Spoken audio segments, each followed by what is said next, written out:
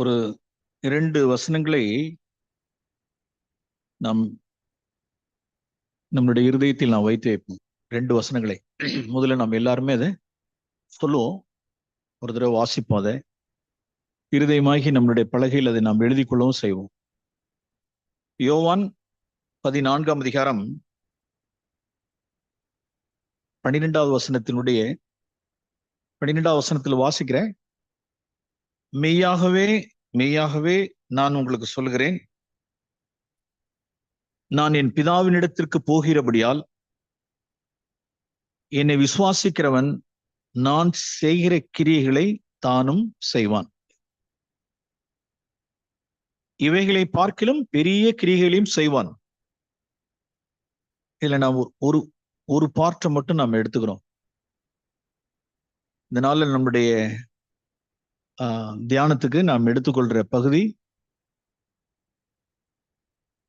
என்னை விசுவாசிக்கிறவன் நான் செய்கிற கிரியைகளை தானும் செய்வான். அந்த வசனத்தை நம்ம எல்லாரும் சொல்லுவோமா? இதை மட்டும், அந்த பார்ட் மட்டும். என்னை விசுவாசிக்கிறவன், சொல்லுங்க, நான் செய்கிற கிரியைகளை தானும் செய்வான். ஓகே, இது ஒரு வசனத்தை உள்ளார நம்ம வச்சுக்குவோம். என்னை விசுவாசிக்கிறவன் நான் செய்கிற கிரியைகளை தானும் செய்வான். ஓகே, 1 யோவான் 2ஆம் அதிகாரம் 1 யோவான் 2ஆம் அதிகாரம் 6ஆம் வசனம். இது நம்மளுடைய இருதயத்துக்குள்ளே எழுதப்பட வேண்டிய ஒரு வசனம். அவருக்குள் நிலைத்திருக்கிறேன் என்று சொல்லுகிறவன் அவர் நடந்தபடியே தானும் நடக்க வேண்டும். இப்ப சொல்லுவோமா? அவருக்குள் நிலைத்திருக்கிறேன் என்று சொல்லுகிறவன் அவர் படிங்க, அவர் நடந்தபடியே தானும் நடக்க வேண்டும். இது போல வசனங்கள் புதிய ஏற்பாட்டில் நிறைய வசனங்கள் இருந்தாலும் நாம் இந்த 2 வசனத்தை எடுத்துக்கிறோம். நான் அவருக்குள் இருக்கிறேன். Yes, I belong to Christ. I am in Christ. I am with Christ அப்படின்னு சொல்லுகிறேன். எவனும் அவர் நடந்தபடியே தானும் நடக்க வேண்டும். அவரை நான் விசுவாசிக்கிறேன். நீங்க யாரும் விசுவாசிக்கிறீங்க? நான் இயேசுவை விசுவாசிக்கிறேன் அப்படின்னா, இயேசுவை விசுவாசிக்கிறவன் எவனும் அவர் செய்த கிரியைகளை தானும் செய்வான். ஓகே, நாம் யோவான் 14 வந்துருவோம். யோவான் 14:2. முதல்ல அவர் செய்கிற கிரியைகளை, அது பூமியில் இருக்கிறப்ப அவர் சொன்ன வார்த்தை. அவர் பூமியில் இருந்த நாட்கள்ல அவர் சொன்ன வார்த்தை, நான் செய்கிற கிரியைகளை தானும் செய்வான் அப்படின்னா, இப்ப நாம் சொல்லும் பொழுது 2000 வருஷத்துக்கு பிறகு நாம் சொல்லும் பொழுது இயேசுவை நாம் விசுவாசிக்கிறோம். அவர் செய்த கிரியைகளை தானும் செய்வான். ஓகே, முதல்ல அவர் செய்த சில கிரியைகளை நீங்களும் நானும் செய்ய முடியாது. அதை முதல்ல சொல்லிடுறேன். எதெல்லாம் செய்ய முடியும், நிறைய விஷயங்களை அவர் செய்ததெல்லாம் செய்ய முடியாது. ஃபார் எக்ஸாம்பிள், அவர் திருமணம் ஆகாதபடிக்கு சிங்கிளா இருந்தார். சிங்கிள் பேச்சுலரா இருந்தார். அதை நீங்களும் நானும் ஃபாலோ பண்ண முடியாது. நம்ம we are all married. இன்னும் எவ்வளவு பேர் திருமணத்துக்கு காத்துக்கிட்டு இருக்கீங்க? அந்த விஷயத்துல நீங்களும் நானும் ஃபாலோ பண்ண முடியாது. ஓகே, அவர் 5ஆம் கிளாஸ் படிச்சாரா 7ஆம் கிளாஸ் படிச்சாருன்னு தெரியல. அவங்க அப்பா இறந்துட்டார். அப்புறம் வீட்டுல 6 பிள்ளைகள் இருக்கிறாங்க, அம்மா இருக்காங்க, ஒரு விதவையான ஒரு தாய், அவருடைய இளைய சகோதர சகோதரிகள். இப்ப அந்த குடும்பத்தை அவர் பராமரிக்கணும். அவ்வளவுதான். படிப்பு பாதியிலே. அந்த ஊர்ல ஒரு நன்மையும் கிடையாது. அவர் வாழ்ந்த நாசரேத்து ஒரு 30 வருஷத்துல ஒரு நன்மையுமே இல்லாத ஒரு ஊர். பிதா அவர் அப்படி வச்சிருந்தார். ஓகே, அப்ப அவர் எங்க போக வேண்டியதா இருந்துச்சுன்னா, தச்சுப்பட்டறைக்கு போக வேண்டிய, கார்பெண்டர், ஆசாரி. சரி, இயேசு அதிகம் படிக்கல, அவரை போல நான் ஃபாலோ பண்ண முடியுமா? No no no no no. அதுல ஃபாலோ பண்ண முடியும். இயேசுவே அந்த கிரியையில நான் ஃபாலோ பண்ண முடியாது. அல்லது இயேசு கார்பெண்டரா இருந்தார், நான் கார்பெண்டரா இருக்கேன்னா, இஸ் இட் பாசிபிள்? அதுலயும் இயேசுவை நான் ஃபாலோ பண்ண முடியாது, பின்பற்ற முடியாது. அந்த கிரியையை நாம் பின்பற்ற முடியாது.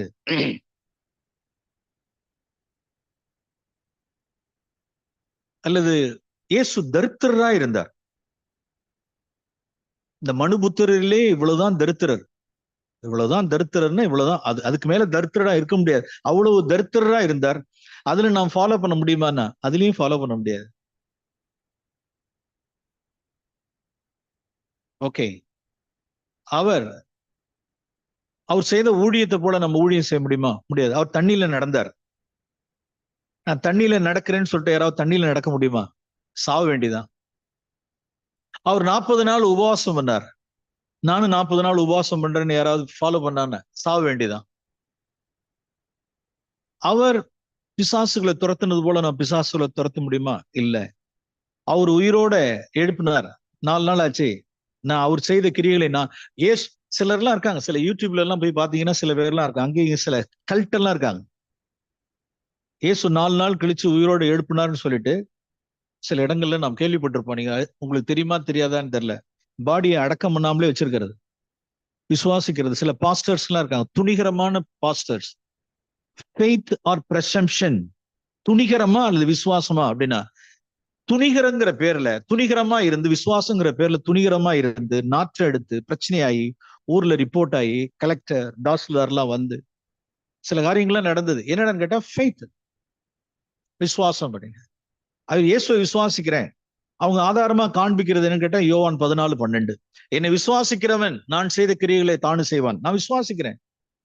துணிகரம், தேவனுடைய நாமத்துக்கு துர்க்கீர்த்தி. 4 நாள் படுக்க வச்சிருக்கிறது, ஒரே வாட பிரச்சனை, தேவனுடைய நாமம் துர்க்கீர்த்தி. அவர் பிரசங்கித்தது போலவோ, அவர் ஊழியம் செய்தது போலவோ, அவர் அற்புத அடையாளங்கள் செய்தது போலவோ, அவர் சிங்கிளா இருந்தது போலவோ, அவர் தரித்திரரா இருந்தது போலவோ, அவர் கல்யாணம் இல்லாமல் இருந்தது போலவோ, அந்த கிரியைகள் எல்லாம் நீங்களும் நானும் ஃபாலோ பண்ண முடியாது. அவர் அதெல்லாம் சொல்லவும் இல்லை. இந்த சரியா இந்த கான்டெக்ஸ்ட, எந்த பின்னணியில் ஜீசஸ் கரெக்டா சொன்னாருங்கிற வசனத்தை நாம் விளங்கி கொண்டு போனால், பிரியமானவர்களே, மகத்தான ஒரு வாழ்க்கை நம்மளுடைய வாழ்க்கை. அவர் காலிங், என்னை விசுவாசிக்கிறவன் நான் செய்கிற கிரியைகளை தானும் செய்வான். அப்ப எந்த விஷயத்துல நான் இயேசு செய்த கிரியைகளை நான் இந்த பூமியில நான் செய்ய, அல்லது அவர் நடந்தபடி நான் எப்படி நடக்க? ஓகே, இங்க நான் இந்த வசனத்துக்கு வருவோம். நாம் யோவான் 14 தான் இன்னைக்கு நாள்ல நாம் தியானிக்கிறோம். நான் எப்படி உங்களுக்கு விளங்க வைப்பேன்னு எனக்கு புரியல. ஆவியானவர் தான் உங்களுக்கு விளங்க வைக்கணும். It should be revelation to you. இது உங்களுக்கு வெளிப்பாடா இருந்துச்சுன்னு வச்சுங்க, தட்ஸ் மை பிரேயர். இளைப்பாறுதலா இருப்போம். இயேசு இந்த பூமிக்கு பறைசாற்றுவோம். ஓகே, நம் யோவான் 14:12 வர்றதுக்கு முன்னால முதல்ல ஜீசஸ் என்னன்னு பார்ப்போம். அவன் யோவான் சுவிசேஷம் 1:18. இயேசுவை, தம்முடைய ஒரே பேரான குமாரனை பிதாவாகிய தேவன் இந்த பூமிக்கு, இந்த உலகத்துக்கு பிதா குமாரனை ஏன் அனுப்பினார்? யோவான் எழுதின சுவிசேஷம் 1:18.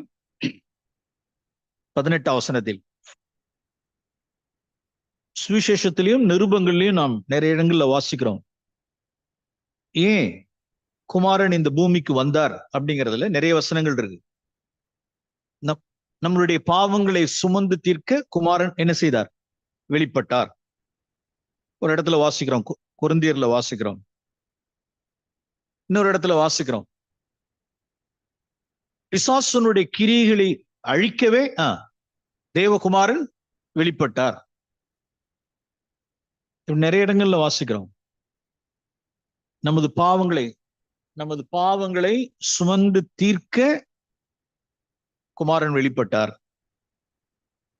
அல்லது பிசாசனுடைய கிரியைகளை அழிக்கவே தேவகுமாரன் வெளிப்பட்டார், அல்லது பிதாவுனுடைய சித்தத்தை செய்து முடிக்கவே, பிதா தனக்கு இந்த பூமியில நியமித்திருக்கிற கிரியைகளை செய்து முடிக்கவே, பிதாவுனுடைய சித்தம் செய்யும்படிக்கே நான் இந்த உலகத்தில் வந்தேன். அப்ப பிதாவின் சித்தம் செய்யறதுக்காக வந்தார். எப்படி எல்லாம் வசனங்கள் இருக்கு பாருங்க. இங்க ஒரு வசனம் இருக்கு பாருங்க, யோவான் 1:18. யோவான் எழுதின சுவிசேஷம் 1ஆம் அதிகாரம் 18ஆம் வசனம். இது ஒரு பிரதானமான ஒரு சத்தியம். 18ஆம் வசனத்தில், தேவனை ஒருவனும் ஒரு காலும் கண்டதில்லை. தேவனை பத்தி அறிவு இருக்கா? தேவனை ஒருவனும் ஒரு காலும் கண்டதில்லை, பார்த்ததில்லை. தேவனை குறித்த அறிவு கிடையாது, தேவனை குறித்த அறிவு இல்லை. பிதாவின் மடியில் இருக்கிற ஒரே பேரான குமாரனே அவரை வெளிப்படுத்தினார், அவரை he explained, விவரித்து காண்பித்தார். he demonstrated, he explained, he revealed. ஒரு பர்பஸ் பாருங்க, பிதா தம்முடைய குமாரனை இந்த பூமிக்கு அனுப்பிச்சது அப்படி எதுக்காக அப்படின்னா, தேவன் யாருன்னு இந்த உலகத்து தெரியல. who is God? தேவன் யார், தேவன் யாருன்னு உலகத்துல தெரியல. எல்லாம் கல்லையும் கட்டையையும் விக்கிரகத்தையும் ஆராதிச்சுக்கிட்டு இருக்கிறது மத்தியில, அல்லது சூரியனையும் இயற்கையையும் மரங்களையும் சிருஷ்டிப்புகளை தொழுது கொண்டிருக்கிற நாட்களில், அல்லது நாத்திகர்கள் மத்தியில், பலவிதமான மத்தியில் பிதா தம்முடைய, ஏன் அப்படின்னா அவருடைய மடியில் இருக்கிற ஒரே பேரான குமாரனே இந்த பூமிக்கு வந்து அவரை he explained his father. தேவன் யார், பிதா யார் அப்படின்னா இந்த திரைச்சீலைக்கு பின்னால இருக்கிறார், யாருக்கும் தெரியல. காட் எப்படி தெரியல. என்னுடைய 21வது வயசு வரைக்கும் எனக்கு காட் பத்தி தெரியாது. நான் ஒரு பாரம்பரியமான ஒரு இந்து பாரம்பரியத்துல வந்ததுனால,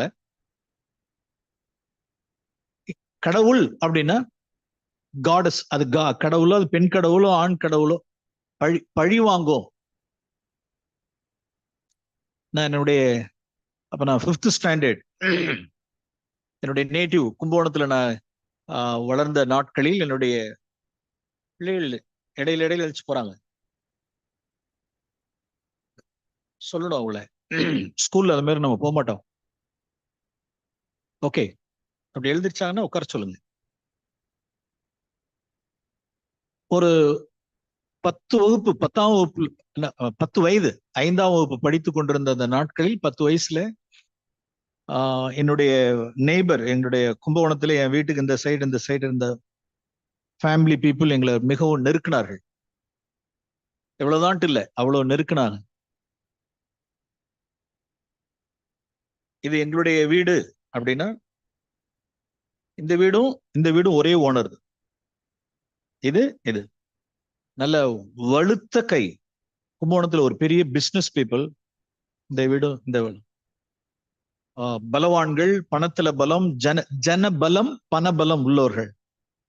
எங்களை இவ்வளவுதான் இல்ல, அவ்வளவு நெருக்கி அந்த இடத்த விட்டு நாங்க காலி பண்ண வைக்கணும்.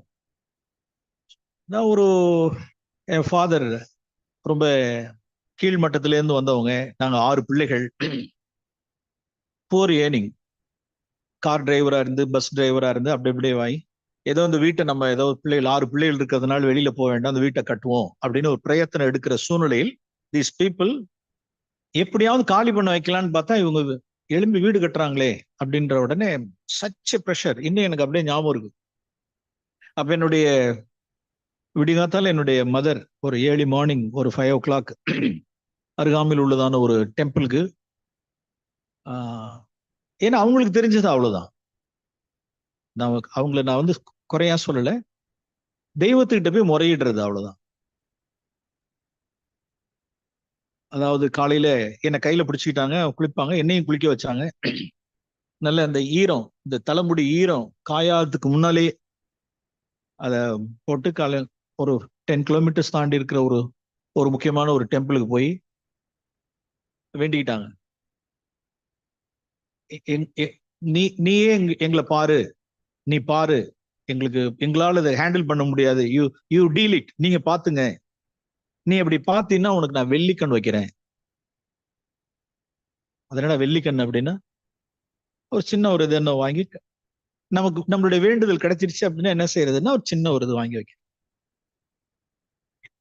அப்புறம் நான் வீடு கட்டிட்டோம், எவ்வளவு பிரச்சனைகள் மத்தியில வீடு கட்டிட்டோம். அதுக்கப்புறம் அதே டெம்பிளுக்கு அதுக்கப்புறம் போய் என்ன செஞ்சுட்டு வந்தோம். அப்ப என்ன பதிஞ்சிருச்சு அப்படின்னா,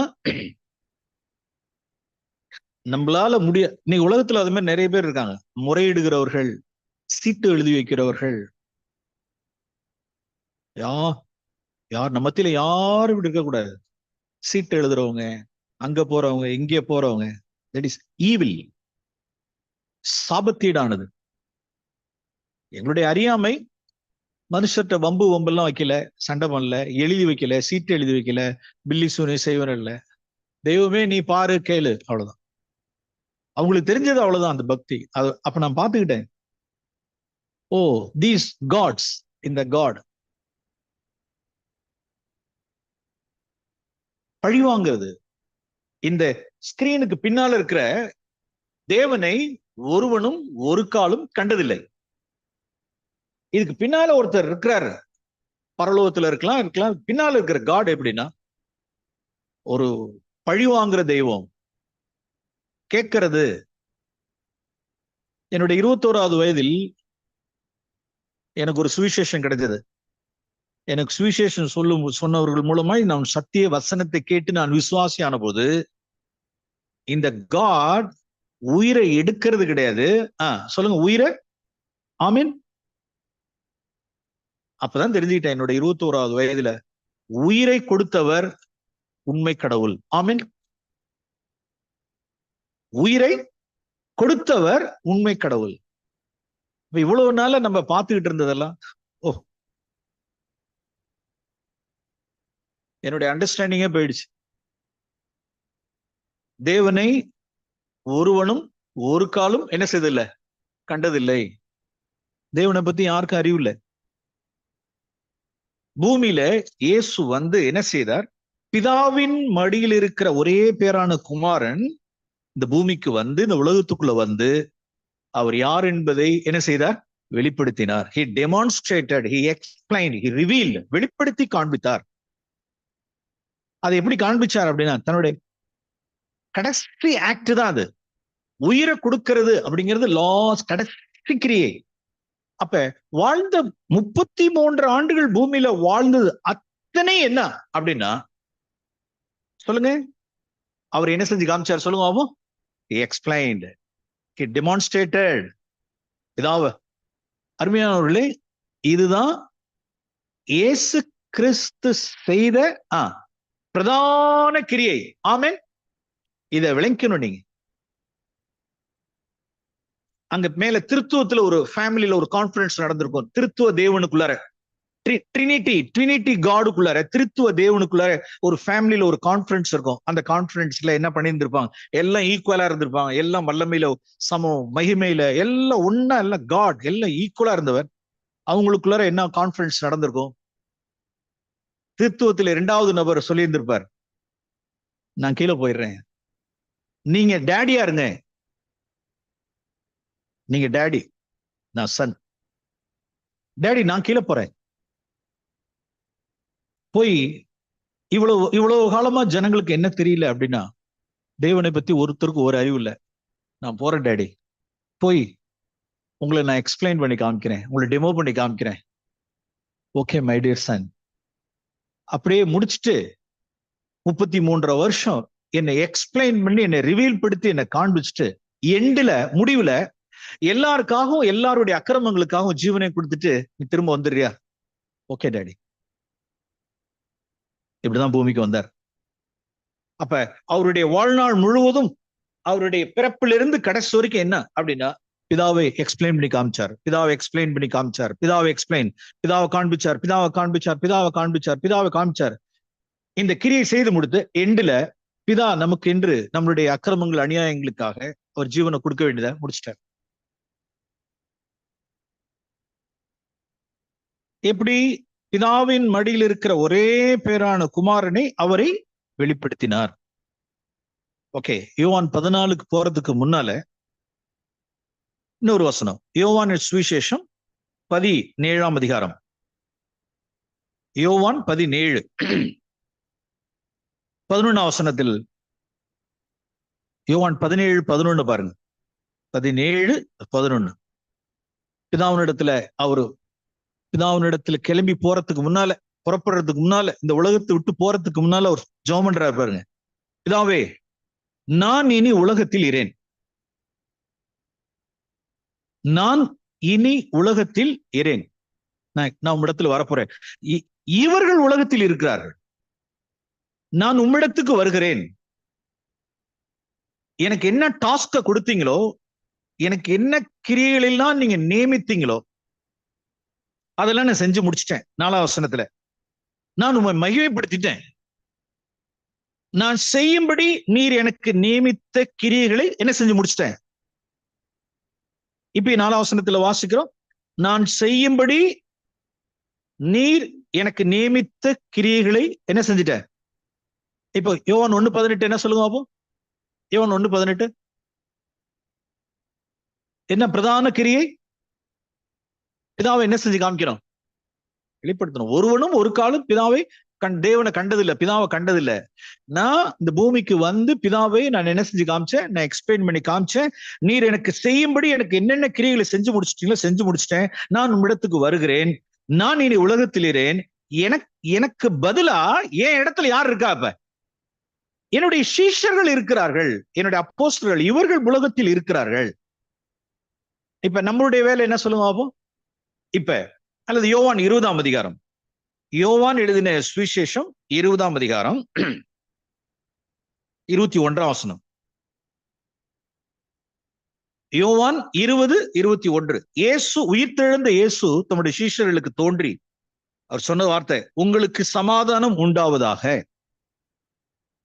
பிதா என்னை அனுப்பினது போல. விளங்குதுங்களா? பிதா என்னை, நான் இப்ப கேள்வி கேட்கிறேன், பதில் சொல்லுங்க. பிதா குமாரனை எதுக்கு அனுப்பிச்சா? என்னை என்ன செஞ்சு காமி, என்னை வெளிப்படுத்தி காண்பி.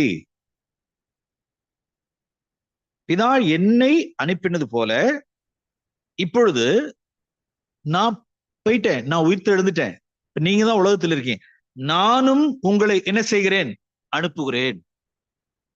நான் உங்களை அனுப்புறேன். இந்த உலகத்துக்கு உங்களை நான் அனுப்புகிறேன். நீங்க போய் என்ன செய்யுங்க? நீங்க உலகத்தில் இருக்கிறீங்க, நான் உங்களை அனுப்புகிறேன். போய் நீங்க என்ன செஞ்சு காமிங்க அப்படின்னா, நான் செய்த கிரியைகளை நீங்களும் செய்யுங்க. நான் எப்படி பிதாவை வெளிப்படுத்தி காண்பிச்சனோ நீங்களும் பிதாவை வெளிப்படுத்தி காண்பீங்க. உங்களை உலகத்துக்கு அனுப்புறேன். உங்களை சும்மா அனுப்பல, பரிசுத்த ஆவியை அனுப்புறேன். அவர்கள் மேல் பரிசுத்த ஆவி ஊதினார், பெற்றுக்கொள்ளுங்கள் சொன்னார். அல்லது இன்னும் 10 நாள் கழிச்சு பெந்தகோஸ்தே நாள்ல பரிசுத்த ஆவியை அனுப்பினார், அபிஷேகம் பண்ணப்பட்டார்கள். போய் உலகத்துல நான் பிதாவை அனுப்பிச்சது போல உங்களை அனுப்பிச்சிருக்கேன், பிதாவை எக்ஸ்பிளைன் பண்ணி காமிங்க. அருமையான உள்ளே, நம்மளுடைய அழைப்பு என்னங்கிறது, நம்ம வாட்ஸ் அவர் காலிங், வாட்ஸ் அவர் காலிங், நம்மளுடைய அழைப்பு என்ன? எதுக்கு இந்த மதுரை பட்டணத்துல உள்ளும் புறவுமா தேவன் ஏன் நம்மளுடைய ஜாதிகளிலிருந்தும் கோத்திரங்களிலிருந்தும் உறவு முறைகளிலிருந்து நம்மளை பிரித்தெடுத்து நம்மளுடைய திருச்சபைக்கு அழைத்து வளர்ந்து, எதுக்கு என்னுடைய ஆண்டவரே ஏன் என்ன அழைச்சிங்க? வாட்ஸ் த பர்பஸ், என்ன நோக்கம் அப்படின்னா, அருமையானவர்களே, நம்மளுடைய காலிங், நம்மளுடைய அழைப்பு என்னங்கிறத சரியா விளங்கிக்கொள்ளணும். சொல்றார், நான் அனுப்பிச்சது போல உன்னை இந்த உலகத்துக்குள்ளார அனுப்புறேன். நான் செய்த கிரியையை என்ன செய், நீயும் செய். நான் செய்த கிரியையை நீ செய். நான் பிதாவை டெமான்ஸ்ட்ரேட் பண்ணி காண்பிச்சது போல, வெளிப்படுத்தி காண்பிச்சது போல நீ வெளிப்படுத்தி காண்பி. உன்னுடைய பலத்தால் முடியாது. நான் உனக்கு பரிசுத்த ஆவியானுடைய பலனை தர்றேன், அபிஷேகத்தை தர்றேன். நீ பிதாவை எக்ஸ்பிளைன் பண்ணி காண்பி. நான் சொன்ன இவ்வளவு வசனமும் கரெக்டான்னு பார்த்தா மறுபடியும் யோவான் 14க்கே வந்துரும். பாருங்க, யோவான் எழுதின சுவிசேஷம் 14ஆம் அதிகாரம். அந்த கிரியை என்னங்கிறத மறுபடியும் இயேசுவே தான் வாயால சொல்றாரு பாருங்க. ஏற்கனவே சொல்லிட்டோம், குமாரன் இந்த பூமிக்கு வந்தது பிதாவை வெளிப்படுத்தி காண்பிக்க. அதுதான் அவருடைய கிரியை. அதான் அவர் செய்த கிரியையில பிரதான கிரியை. அதுக்காகவே நம்மை தெரிந்து கொண்டிருக்கிறார் அப்படிங்கிறத மறுபடியும் ப்ரூவ் பண்ணி காமிக்கிறார் பாருங்க. யோவான் எழுதின சுவிசேஷம் 14ஆம் அதிகாரம் 8ஆம் வசனம். அதாவது இந்த யோவான் 14:8 வாசிக்கிறதுக்கு முன்னதாக நீங்க பைபிள் படிக்கும் பொழுது முன்னால உள்ள 13ஆம் அதிகாரம் என்ன அப்படின்னா ராபோஜனம். இயேசு தன்னுடைய சீஷர்களோடு கூட பூமியில் இருந்த நாட்களில் அவருடைய கடைசியான ஒரு பஸ்கா அவர் அனுசரித்த வேலை. இப்ப பஸ்காவை அனுசரித்துட்டு சீஷர்களோடு கூட அப்பம் பிக்கிறார்.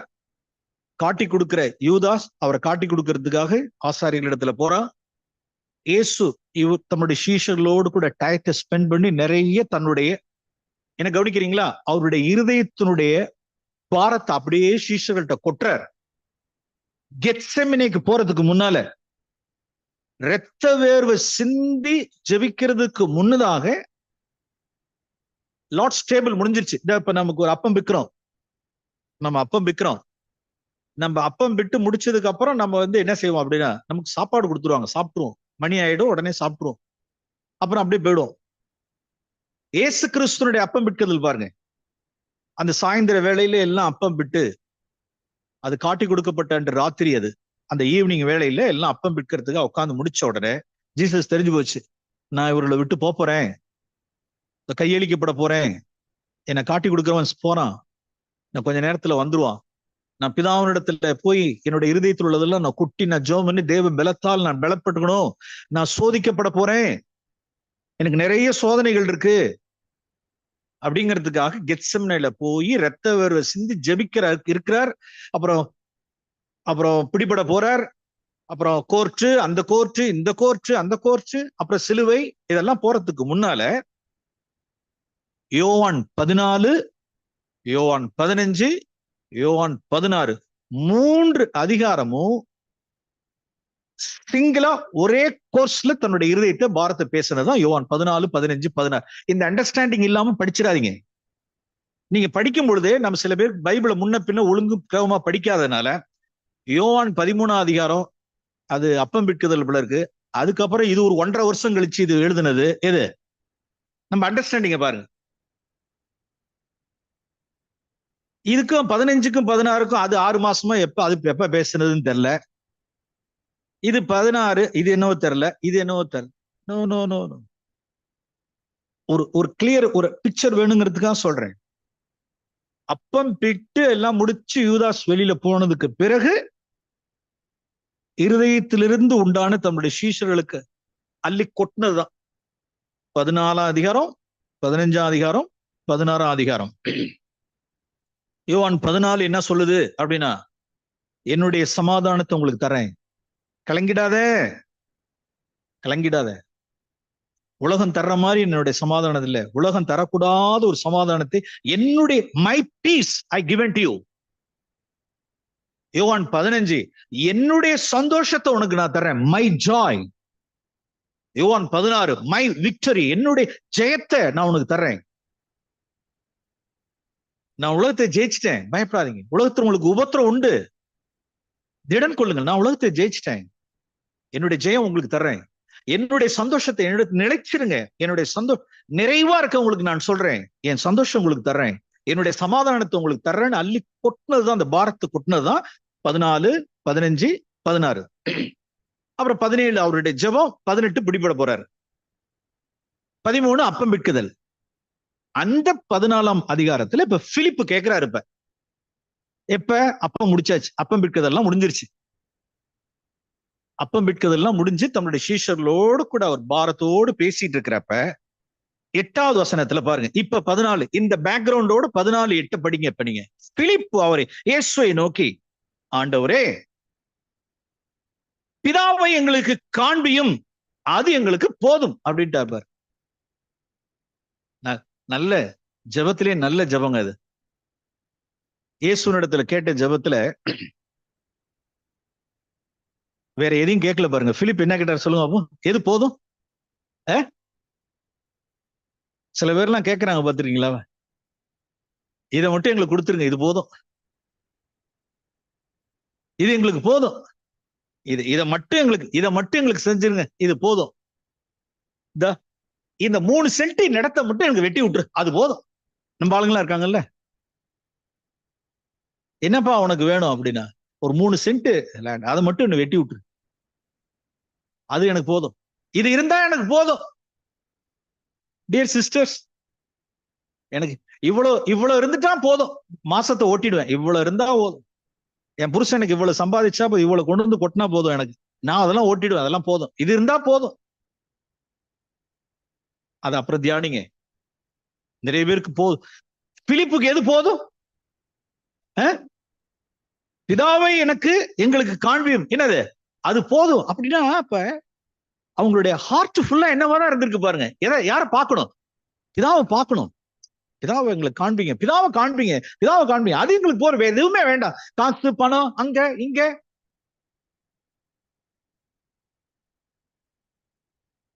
நிறைய பேருக்கு எவ்வளவு அபிலாஷைகள், இச்சைகள்லாம் இருக்கு. நிறைய பேர் அது போதும், அது போதும், இது போதும், அது போதும்ட்டு. சீஷர்களுக்கு இருந்தது என்ன? பிதாவை எங்களுக்கு காண்பியும், அது போதும். ஓகே, அவர் அப்படி கேட்டார். கேசு சொல்றாரு பாருங்க, நல்ல வார்த்தை, 9ஆம் வசனம். அது கேசு, பிலிப்பு, ஹேய், இவ்வளவு காலம் நான் உன்னோட கூட நீ இருந்தும் நீ என்ன அறியலையா? எப்படி கேட்டாங்க பிலிப்புவே, இவ்வளவு காலம் அப்படின்னு என்ன? 100 வருஷமா? அந்த இடத்த கரெக்டா படிக்கணுமா இல்லையா? என்ன சொல்லணும்? பிலிப் 3 வருஷம், 3 வருஷத்துக்கு மேல நான் உங்களோட கூட நான் இருந்தும் இன்னும் நீ என்ன அறியலையா? என்னை கண்டவன் பிதாவை கண்டான், அப்படி இருக்க பிதாவை எங்களுக்கு காண்பியும் என்று நீ எப்படி சொல்லுகிறாய்? அவர் வந்த பர்பஸே என்னதான் சொல்லுங்க. யோவான் 1:18 மறந்துடாதீங்க. யோவான் 1:18 ஒரே பேரான குமாரன் பிதாவுடைய மடியிலிருந்து இறங்கி வந்தவர், பிதாவை வெளிப்படுத்தி காண்பிக்கதான் என்ன செஞ்சார்? வந்தார். 3 வருஷம் என்னவோ செஞ்சிருக்கிறார், வெளிப்படுத்தியும் காண்பிச்சிருக்கிறார். பிலிப், 3 வருஷம் உங்களோட கூட நான் இருந்துட்டு என்ன எப்படி நீ கேள்வி கேட்ட? நீனு எனக்கு ஆச்சரியமா இருக்கு. எப்படி நீ கேட்ட? என்ன நீ பாக்கலையா? பாருங்க, அண்ணன் சொல்றாரு பாருங்க 10, நான் பிதாவிலும் பிதா என்னிலும் இருக்கிறதை நீ விசுவாசிக்கிறது இல்லையா? நான் ஒரு வசனம் கூட நான் சுயமா என்ன செஞ்சதே இல்லை. நான் பேசினதை எல்லாம் பிதா சொல்லிதான் நான் பேசியிருக்கேன். அடுத்தது பாருங்க, இந்த 10 கடைசி, என்னிடத்தில் வாசம் பண்ணுகிற, என்னிடத்தில் வாசமாயிருக்கிற பிதாவானவரே எந்த கிரியைகளைங்கிறது அந்த வேணும், அந்த இந்த கிரியைகளை அண்டர்லைன் பண்ணீங்க. இந்த கிரியைகளை அதை நான் உங்களுக்கு நல்ல பேரஃப்ரைஸ் பண்ணி நான் உங்களுக்கு சொல்றேன். என்னிடத்தில் வாசமாயிருக்கிற பிதாவானவரே அப்படின்னு என்ன சொல்றாரு? எனக்குள் இருக்கிற பிதா இந்த கிரியைகளைனா, இப்ப என்ன முடிச்சுட்டு உட்காந்துருக்காங்க சொல்லுவாவும், அதை மறந்துடக்கூடாது. இப்ப என்ன முடிச்சுட்டு வந்து உட்காந்துருக்காங்க? என்ன முடிச்சுட்டு அப்பம் பெட்டிட்டு வந்து உட்காந்துருக்காங்க. இந்த கிரியைகளை அப்படின்னா அப்படி பாருங்க, இப்பதான் அப்பம் பெட்டு முடிச்சாங்களா, அது என்ன கிரியை அப்படின்னா யோவான் 13 பாருங்க. யோவான் எழுதின சுவிசேஷம் 13ஆம் அதிகாரத்தில் 4ஆம் வசனத்துல இப்ப இயேசு எப்படி எல்லாம் சொல்லி இருந்திருப்பாரு சொல்றேன். நம்பர் 1, எதை விட்டு எழுந்தார் சொல்லுங்க அப்போ? போஜனத்தை விட்டு எழுந்தார். 2, எதை கழட்டுறார்? அவருடைய வஸ்திரத்தை, ஒரு அங்கியை கழட்டி வச்சார். அடுத்தது ஒரு துண்டு எடுத்து அறையில கட்டிக்கிட்டாரு. எத்தனாவது ஆக்ட்? 3வது ஆக்ட். இப்ப நம்ம நடைமுறையாவே சொல்றேன். இப்ப திடீர்னு வந்து இப்ப அந்த இடத்துல சுத்தப்படுத்திட்டு இருக்காங்கன்னு வச்சுங்க. கொஞ்ச நேரம் வேலை நடந்துகிட்டு இருந்து சுத்தப்படுத்திட்டு இருந்தாங்க. ஒரே காலில் தூசு உசுமா இருந்துற போது யார் குத்திர போகுது அப்படிங்கிறதுக்காக அங்க உள்ளது அவன் ஒரு தொடப்பத்தை எடுத்து இப்ப நான் வந்து அதை கூட்டுறதுக்காக போனேன்னு வச்சுங்க. அங்க உள்ள யாராவது சிஸ்டர்ஸ் எல்லாம் யாராவது பார்த்தாங்கன்னா உடனே என்ன செய்வாங்க சொல்லுவாங்க?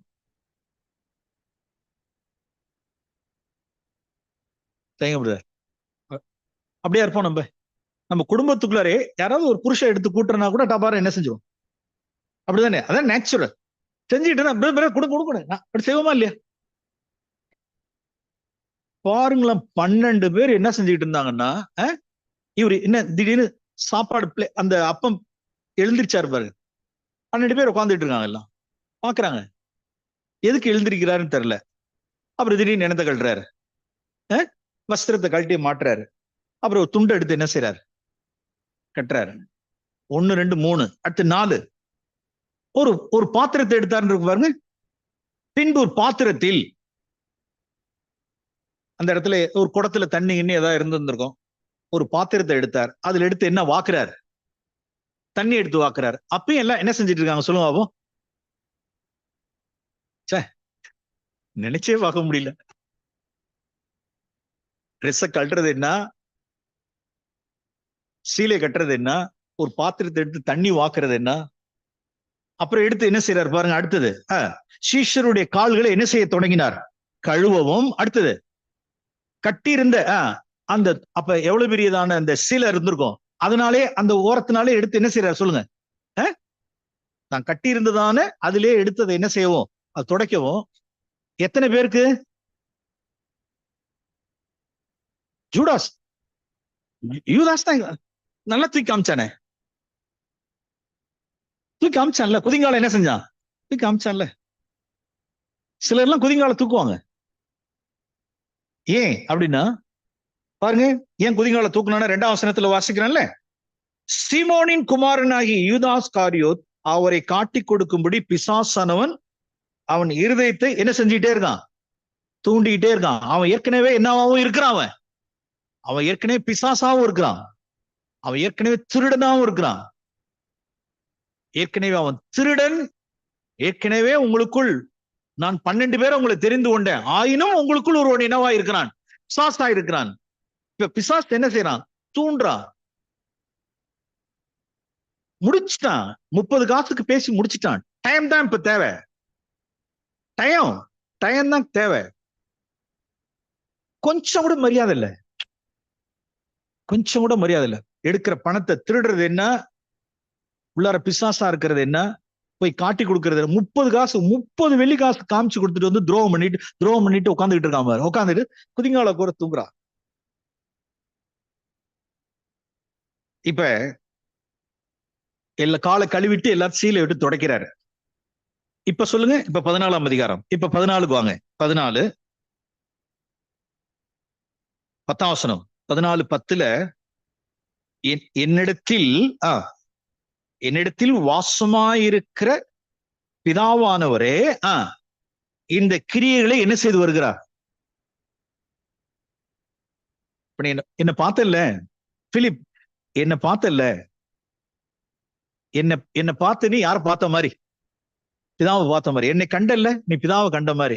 எனக்குள் வாசம் பண்ணுகிற பிதா இப்ப இந்த கிரியை என்ன, எத்தனாவது அதிகாரத்தில் உள்ள கிரியை, 13ஆம் அதிகாரத்தில் உள்ள கிரியைகள்லாம் செய்து வருகிறார். என்ன ஒரு வார்த்தை கேட்ட அருமையானவர்களே, அது மட்டும் இல்ல, எப்படி எப்படிலாம் இயேசு கிறிஸ்து பிதாவை காண்பிச்சார் அப்படின்னா நல்லா கவனிங்க. இந்த கிரியை மட்டும் இல்ல, இன்னும் இவ்வளவு உங்களுக்கு ஒரு ஹோம்ஒர்க் தரேன். நான் உங்களுக்கு ஹோம்ஒர்க் கொடுக்குறேன்னு நான் ஒர்க் பண்ணிட்டு தான் உங்களுக்கு சொல்றேன். இந்த யோவான் 14:10 அல்லது யோவான் 14:12 ஒரு நோட் ஒண்ணு போடுங்க, அதை ஒர்க் பண்ணுங்க. இந்த 8ல இருந்து இந்த 12 வரைக்கும் நான் பிதாவை உங்களுக்கு காண்பிச்சேன், என்னை கண்டவன் பிதாவை கண்டவான்ங்கிறத ஒரு என்ன எழுதுங்க. பிலிப், சரி நான் குஷ்டரோகிய தொட்டன்ல,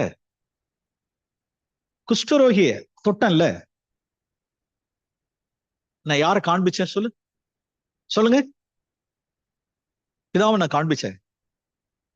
பிதா உனக்கு யாருன்னு தெரியல இல்ல, தேவனை ஒருவனும் ஒரு காலும் கண்டதில்லை, யாருக்குமே தெரியாது. இதுக்கு பின்னால இருக்கிறவர் யாருன்னே தெரியாது. இப்ப நான் அவர் யாருன்னு சொல்லவா, நான் டெமோ பண்ணி காமிச்சிருக்கேன் பாரு, எக்ஸ்பிளைன் பண்ணி காமிச்சிருக்கேன் பாரு. நான் குஷ்டரோகிய தொட்டன்ல, அது பிதாவினுடைய கிரியை. பிதா எப்படி இருக்காருங்கிறத காண்பிக்கிறேன். பொதுவாவே நம்ம ஈஸியா படிச்சுட்டு போயிட்டோம், ஒரு குஷ்டரோகிய தொட்டாருன்னு. சில பேர் உடம்பு ஃபுல்லா இந்த சிவப்பு நிறமிகள் எல்லாம் போய் உடம்பு ஃபுல்லா என்ன ஆயிடுவாங்க பாரு, ஒரு ஒயிட் ஆயிடும். இப்ப மத்தியில எங்கேயாவது நம்ம சர்ச்சில் எங்கேயாவது ஒரு சிலர் இப்படி பார்த்தாங்கன்னு வச்சுங்களேன், அவர்களுக்கு நம்ம கை கை கொடுக்கிறப்பே நம்ம ஆளுங்களுக்கு உள்ளார என்ன ஒரு சொல்லுவோம் உள்ளார பாத்தீங்களா, கொடுத்த உடனே கை கொடுக்கறது சரி, அப்படி மீறி கை கொடுத்துட்டாங்கன்னு வச்சேன், கை கொடுத்ததுக்கு அப்புறம் கை கழுவுமா? ஒரு தடவை கை கழுவிட்டா என்ன?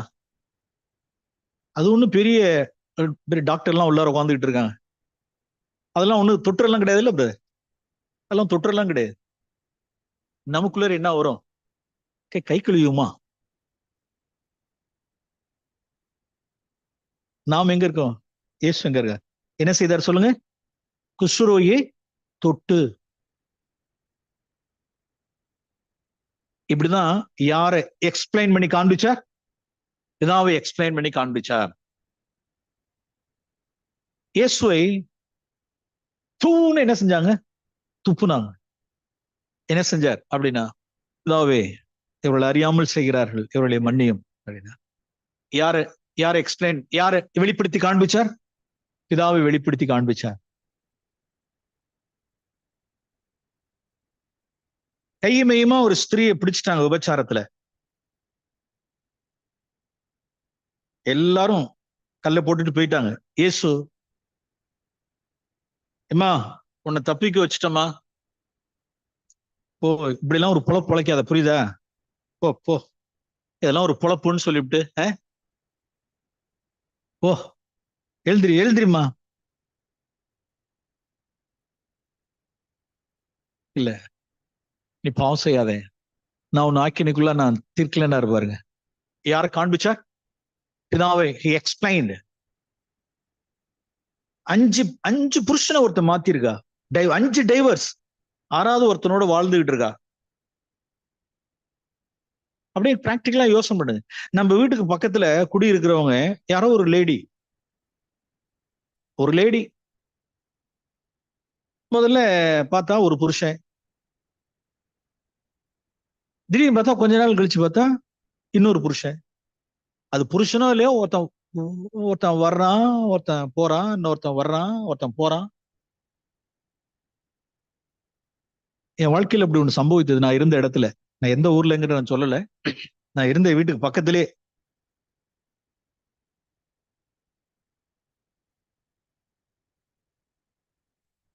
ஒரு ஆள் வந்துட்டு போ. அப்ப அவங்க மேல என்ன வந்துருச்சு அப்படின்னா, ஒரு விதமான சி அப்படிங்கிற மாதிரி. அப்ப அக்கம் பக்கத்துல ஏதோ ஒரு வேலி பிரச்சனை மாதிரி ஏதோ ஒரு காரியம் வந்துச்சு என்னோட வீட்டுக்கு பக்கத்துல இருந்தப்ப. வேலி பிரச்சனை மாதிரி வந்தப்ப அந்த அம்மா நம்மள்ட்ட பிரச்சனை பண்ணாங்க. அப்ப உள்ளார என்ன வருதுன்னா, லைசன்ஸ் இல்லாத உனக்கு எப்படிங்க வருதா? ப்ராப்பர் லைசன்ஸ் ஹோல்டரா இருந்தா என்ன கேட்கறதுக்கு என்ன இருக்கலாம், ரைட் இருக்கலாம். லைசன்ஸ் ஹோல்டரே இல்லாத நீ அப்படிங்கறது மாதிரி உள்ள இருந்து வருது. இப்பதான் we should look into Jesus. 5 புருஷனை மாத்தினவள இயேசு அவளோடு கூட பசியோட உட்கார்ந்து சத்திய சொல்லி காஸ்பல் ரட்சித்தார். நியாயம் இருக்கல, ஏமா அதெல்லாம் ஒரு பொழப்பா? அப்படி இல்ல.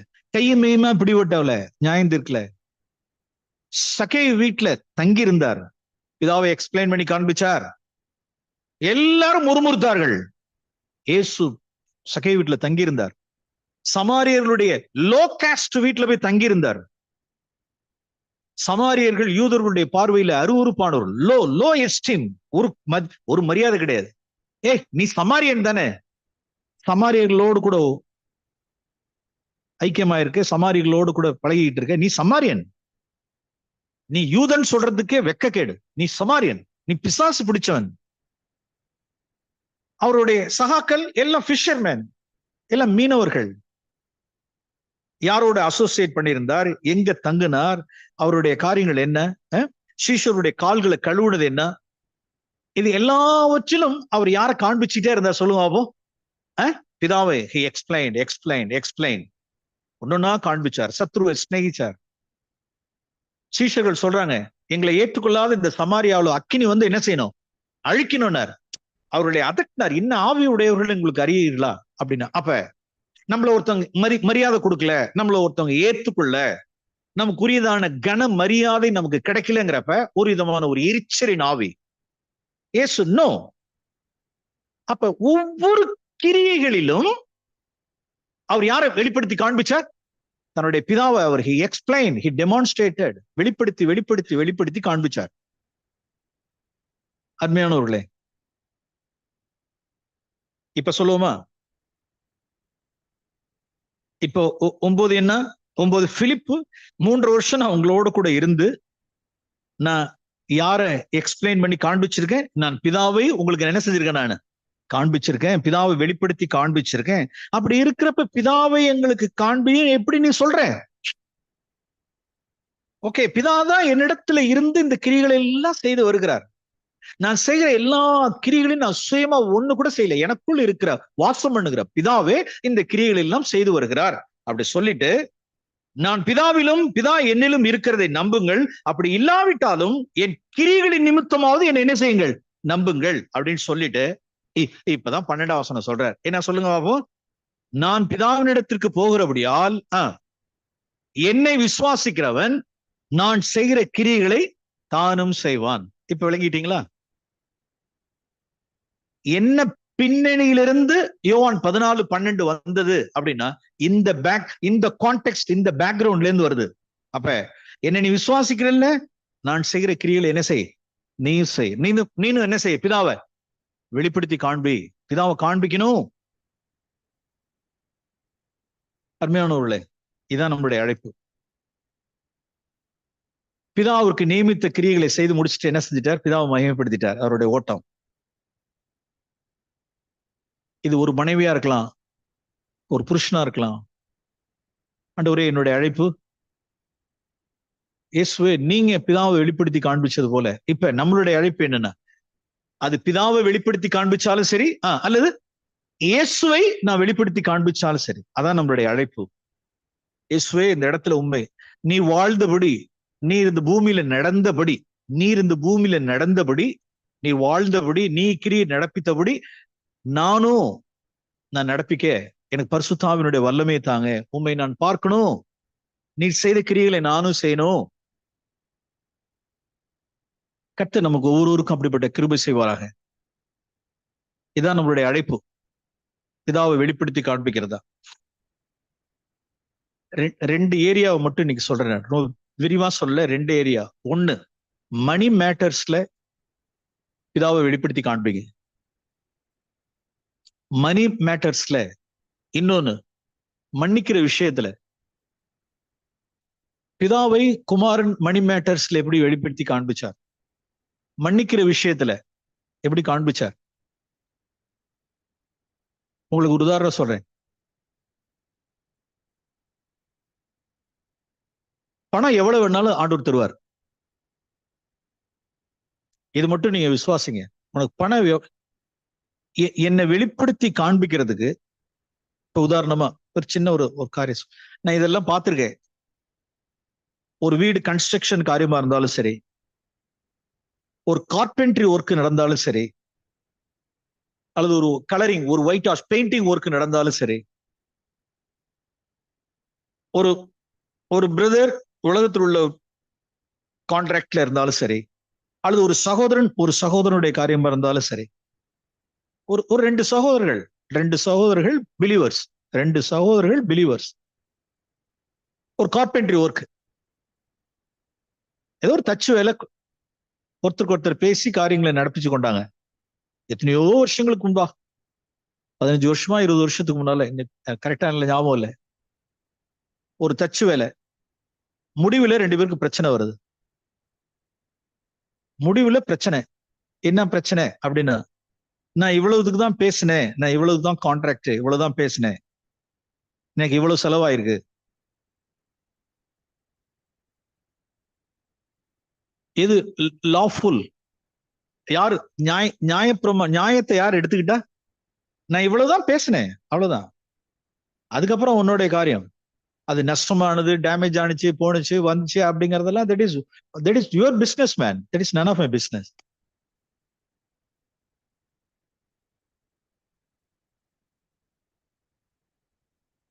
பிரதர் ஏ, பிரதர் பி, ரெண்டு பேருமே believers. Brother A, B. B வேலை செய்தவர், தச்சு வேலை செய்தவர் பி, அவருக்கு லாஸ். ஏ என்ன சொல்றாரு? நோ, ஒரு பைசாக்கு மேல கிடையாது, ஒரு பைசா கூட அது கிடையாது. நான் எழுத்து எழுத்து கொல்லும், எழுத்து கொல்லும். ஒருத்தர் பிரமாணிக்கன், ஒருத்தர் பிரமாணிக்கன். இந்த இடத்துல ஏக்கு வாதாடுறதுக்கு நியாயம் இருக்கான்னு கேட்டா என்ன சொல்லுங்க அப்போ? நியாயம் இருக்கு. நம்ம மத்தியில எத்தனை பேர் ஏ பிரதர்ஸ் இருக்காங்கன்னு தெரியல.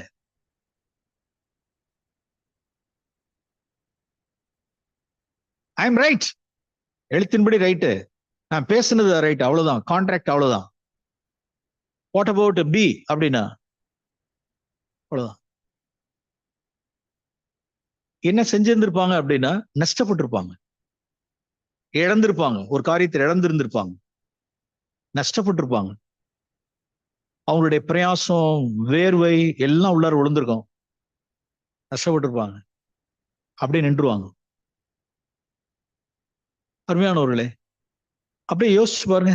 2000 வருஷத்துக்கு முன்னால இயேசுவை பாருங்க. நம்மை போல் எல்லா விதத்திலும் என்ன செய்யப்பட்டவர்? சோதிக்கப்பட்டவர். நம்மை போல் எல்லா விதத்திலும் சோதிக்கப்பட்டவர். அப்ப என்ன செஞ்சிருந்திருப்பார்? இப்ப ஜீசஸ் கார்பெண்டரா இருந்தவர் தான். ஓகே, அவர் ஒரு காரியத்தை சொல்லியிருக்கலாம், நான் உங்களை இப்படி செய்ய சொல்லலையே அப்படி. அவர் கார்பெண்டரா இருந்திருக்கிறப்ப இன்னொரு மனுஷன் வந்து உலகத்தான், நான் இப்படி சொல்லலையே, நீங்க இப்படி செஞ்சிருக்கீங்க, அப்பா நீங்க சொன்னதுதான்ப்பா நான் செஞ்சேன், நீங்க என்ன சொன்னீங்களோ அதுலதான் நான் செஞ்சு கொடுத்தேன் அப்படின்னு ஜீசஸ் பெர்ஃபெக்டா அதை முடிச்சிருந்திருப்பாரு. நோ நோ, நான் இப்படி சொன்னேன், நீங்க இப்படி செஞ்சு கொடுத்துருக்கீங்க அப்படின்னு சொல்லிட்டு ஒரு காரியத்தை நம்மை போல் ஏன் சோதிக்கப்பட்டாரான்னு கேட்டா, ஏன் இந்த விஷயம் சோதிக்கப்பட்டார். அப்ப நோ நோ, இதை நீங்க மாத்திடணும், இதை நீங்க மாத்திடணும், நான் அதுக்கு பைசா தர மாட்டேன். ஓகே பரவாயில்ல, ஓகே நான் உங்களுக்கு செஞ்சு தரேன், நீங்க விரும்புற மாதிரியே உங்களுக்கு நான் செஞ்சு தரேன், போதுமா, இதை நான் வச்சுக்கிறேன். இயேசு அநியாயத்தை சகித்துக் கொண்டார், இயேசு நஷ்டத்தை சகித்துக் கொண்டார். இந்த பூமியில இயேசு அநியாயத்தையும் நஷ்டத்தையும் சகித்துக் கொண்டார். ஏன் அப்படின்னா அவருக்கு இதான் என்ன சொல்லி இருந்திருப்பார் அப்படின்னா, மை டியர் சன், உனக்கு பணம் எவ்வளவு வேணாலும் தர்றேன், என்னை மட்டும் இந்த சூழ்நிலையில் என்னை வெளிப்படுத்தி காண்பிச்சு. உன்னுடைய அழைப்பு என்னன்னு கேட்டா, சி நீ நான் பணத்தை தயாரிக்கிற, பணம் நான்ல உனக்கு சப்ளை பண்றேன், நீ என்ன பணத்தை மேனுஃபேக்சர் பண்றியா? அருமையானவர்களே, பணத்தை நான் மேனுஃபேக்சர் பண்ணல, நான் ப்ரொடியூஸ் பண்ணல. நீயே உனக்கே நீ பணத்தை கொடுத்து நீ என்ன பணத்துக்கு நீ ஓனரா? நான் பணம் எவ்வளவு வேணாலும் உனக்கு தரேன், நான் சப்ளை பண்றேன். எனக்கு தேவை, நீ எதுக்கு எனக்கு உதாரணமா நீ இது காமிக்கணும்னா, அநியாயத்தையும் நஷ்டத்தையும் சகிச்சுக்கிறதுக்கு நீ டெமோ. ஆர் யூ வில்லிங் அப்படின்னா, yes I am willing, okay to it. இப்ப யார் கையை உயர்த்த வேண்டாம், நம்ம அப்பம் வைக்கிறோம், இது ஒரு சடங்குங்க, இது ஒரு ரிச்சுவல். நிறைய பேர் இந்த சடங்குல மும்முரமா இருக்கிறாங்க. திஸ் இஸ் ரிச்சுவல், இது ஒரு சடங்கு, இது ரிச்சுவல். என்ன பேட்டர்ன்ல பிக்கிறோங்கிறதெல்லாம் மேட்டர் கிடையாது, பேட்டர்ன் முக்கியம் கிடையாது. சிலர் கப் எடுத்து குடிக்கிறோமா இல்ல டம்ளர்ல, இஸ் இட் பேட்டர்ன்? பேட்டர்ன் முக்கியம். இந்த நாள்ல தேவனோடு கூட நான் உடன்படிக்கை பண்றேன். என்ன உடன்படிக்கை பண்றேன்? ஆண்டவரே, நீர் பண விஷயத்துல நீங்க சோதிக்கப்பட்டீங்க, நஷ்டத்தை நீங்க நாசரேத்தூர்ல நீங்களும் ஒரு பிசினஸ், நீங்க ஒரு தொழில் செஞ்சீங்க, தொழில் செய்ய இயேசுவை நல்ல இளிச்சவாயம் நினைச்சிருந்திருப்பாங்க. ஏன்னா வீதியில அவர் என்ன செய்யல அப்படின்னா, அவரை குறித்து வேதம் வாசிக்கிறோம், வேதத்துல வாசிக்கிறோம், வீதியில் ரோட்ல என்ன செய்யல அப்படின்னா, அவருடைய சத்தத்தை யாரும் கேட்க முடியாது, சத்தத்தை உயர்த்தல, வாக்குவாதம் பண்ணல, கூக்குரல் இடல. நீ இப்படிதான் சொன்ன, என்ன நீ பெருசா பேசுற? சிலர்லாம் இருக்காங்க பாருங்க, தான் யாருங்கிறதே மறந்துடுவாங்க. காசு பணம்னு வந்துருச்சுன்னா சத்தத்தை உயர்த்துறது என்ன? நான் ஏதாவது சொன்னேன், அது வேணாம் இது வேணாம் கூட்டுன்னு சத்தத்தை உயர்த்துறதும் கூக்குரல் போடுறதும் ஃபைட் பண்றதும், oh god, shame, shame to their Christianity. அவருடைய கிறிஸ்தவத்துக்கு வெக்கக்கேடு. ஆனா நான் அப்பம் வைக்கணும். இந்த அப்பம் யார் பாத்திரவான்களா அப்பம் போய் புசிப்பார்கள் பண விஷயத்துல? ஆண்டவர், நான் நஷ்டத்தை தெரிந்து கொள்றேன் ஆண்டவர். அந்த நஷ்டத்தை அப்படியே விட்டுருவார் நினைக்கிறீங்க? நஷ்டத்தை விட்டுருவார். அது கணக்கு தான், அது டெஸ்ட் தான். விக்டர், உன்னை டெஸ்ட் தான் பண்ணேன். நீ அதுல எவ்வளவு விட்டாத? நீ அதுல எத்தனாயிரம் விட்ட? அவ்வளவுதானே. உனக்கு அதுக்கு பதிலா பரலோக மெய்யான ரிச்சஸ், ட்ரூ ரிச்சஸ் அவன் மேல கொட்டிடுறேன். போதுமா? பணத்தையும் கொடுத்துடுறேன். எவ்வளவு விட்டேன்னு சொல்லு. எவ்வளவு விட்ட? ஒரு 10,000 விட்டியா? 1.5 லட்சம் விட்டியா? அவ்வளவுதானே. 1.5 லட்சம் பெரிய மேட்டர். 1.5 லட்சம் ஒரு காரியமா? 1.5 லட்சத்துக்கு உனக்கு எவ்வளவு கோடி வேணும்? நான் தர்றேன். எத்தனை லட்சம் வேணும்? உனக்கு தர்றேன். எவ்வளவு ஆவிக்குரிய ரிச்சஸ் உனக்கு வேணும்? நான் தர்றேன். ரோட்ல நிக்காத, சத்தத்தை உயர்த்தாத, லீவ் இட். பிதாவை காண்பி, பிதாவை காண்பி, என்ன காண்பி நீனு. அந்த இடத்துல வரும் பொழுது, பிராக்டிகலா வரும் பொழுது, வீதியில சத்தத்தை உயர்த்துறோம். 5க்கும் 10க்கும் ரூபாய்க்கும் நிக்கணும். அருமையானவர்களே, இதெல்லாம் இது அவர் விசுவாசிக்கிறனா அவர் செய்த கிரியை இது கிடையாது. அவர் செய்த கிரியை என்ன செய்யலன்னா, சத்தத்தை உயர்த்தல, பதிலுக்கு பதில் பேசல.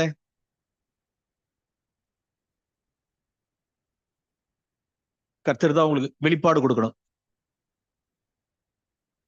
இதுக்கு இது வசனம், இதுக்கு இது வசனம், இதுக்கு இது இப்படி, இது இப்படி. இந்த அண்டர்ஸ்டாண்டிங் என்ன?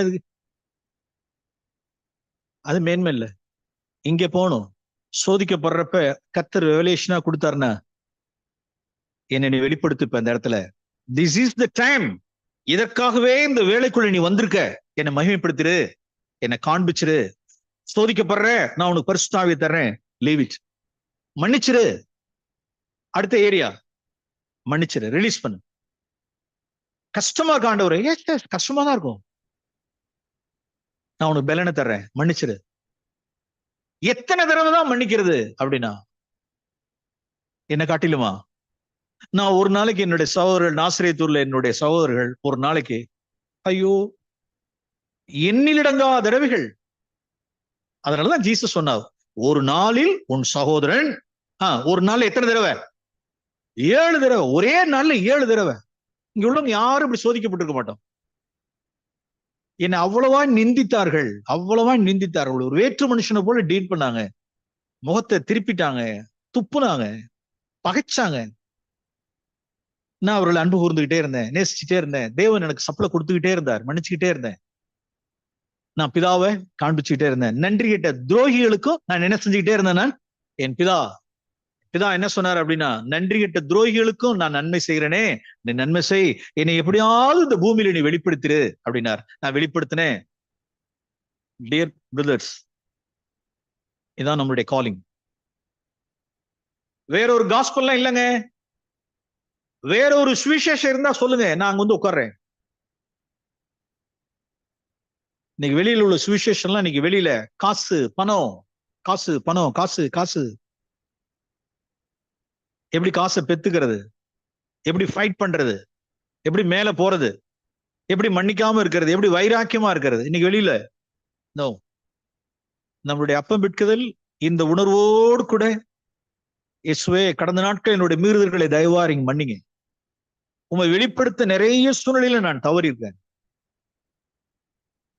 என்ன மன்னிங்க. நீ என்னால ஒரு தீர்மானம் எடுக்கிறேன். எனக்கு இந்த அப்பம் ஒரு ஆசீர்வாதத்தின் பாத்திரமா எனக்கு இருப்பதாக, இதுல பங்கு பெறுகிற நான் ஆண்டவர் உம்மோடு கூட இந்த நாள்ல ஒரு உடன்படிக்கை பண்றேன், எக்ரிமெண்ட்ல நான் கையெழுத்து போடுறேன். நீர் செய்த கிரியையை, நீர் இந்த பூமியில பிதாவை வெளிப்படுத்தின கிரியையில நானும் பங்கு பெறுறேன். எனக்கு அதிகமாய் உங்க காண்பீங்க ஆண்டவரே, எனக்கு பரிசுத்த ஆவியை தாங்க ஆண்டவரே. ஒரு நிமிஷம் கண்களை முடிச்சோம்.